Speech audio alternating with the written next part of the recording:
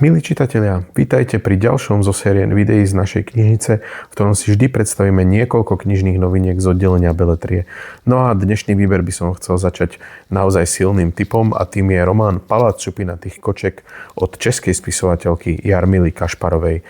Palác šupinatých kočiek nepochybne spadá do fantastiky, aj keď celý jeho dej sa odohráva v jednom meste paláci, ktorý je veľmi inšpirovaný historickou azijskou estetikou a nepochybne sa jedná o charakterovú drámu. Ale jedná sa o charakterovú drámu, do ktorej autorka primiešala veľmi zaujímavé prvky biopunku, romantiky, science fiction a to všetko podala takým jazykom, ktorý je naozaj skutočná radosť čítať. Podarilo sa jej spracovať aj súčasné spoločenské témy a tá romantická linka je naozaj krásna. Tá knižka bola nominovaná aj na Magnéziu literu za fantastiku a ja si myslím, že celkom právom, pretože je to čitateľský zážitok, ktorý si rozhodne netreba nechať ujsť. No ale ak v Paláci šupinatých kočiek nenájdete romantiky pre svoj vkus dosť, potom môžete smelo siahnuť po románe Dcéra polných kvetov od Tessy Collins, čo je vlastne druhý diel jej ságy o sestrách.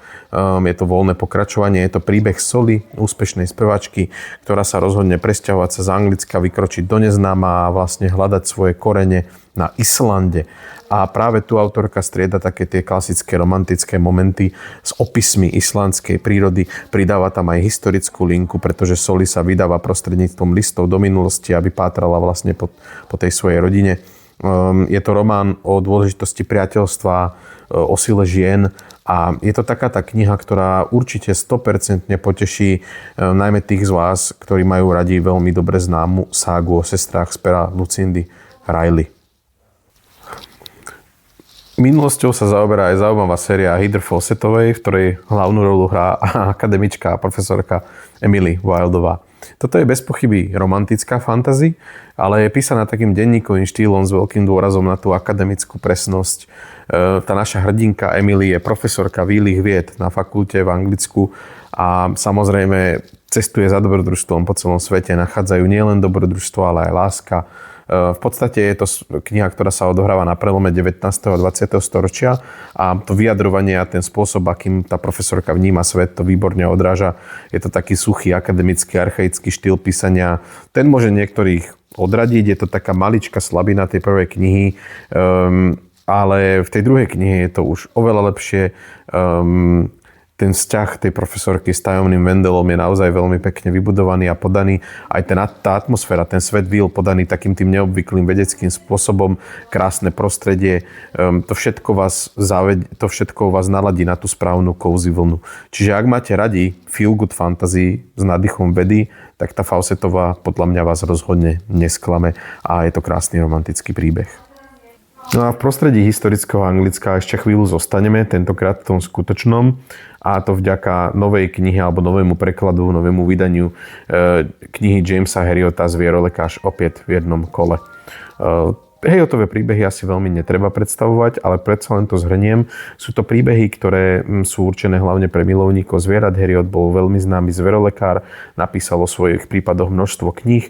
Do tých prípadov, do tých kratučkých poviedok o zvieratách vždy zakomponoval aj nejaké elementy zo svojho súkromného života, takže dozvedáme sa niečo aj o ňom. To prostredie starosvedské toho anglického vidieka má svoje čaro.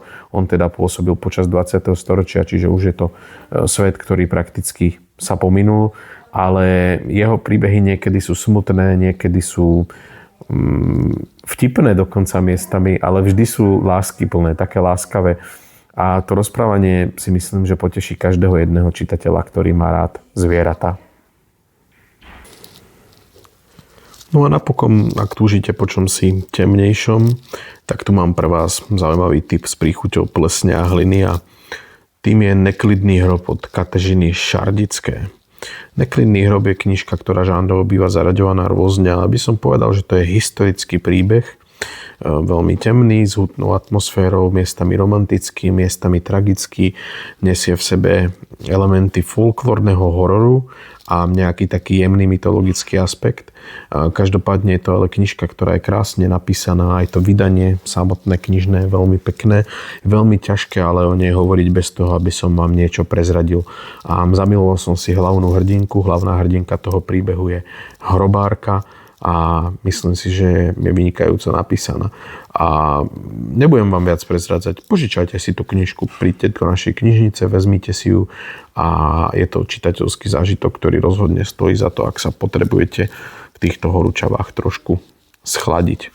A ja sa budem tešiť, že si prídete knižky k nám vybrať a budem sa tešiť aj pri ďalšom videu. Takže do skorého videnia u nás v knižnici Juraja Fandilo v Trnave.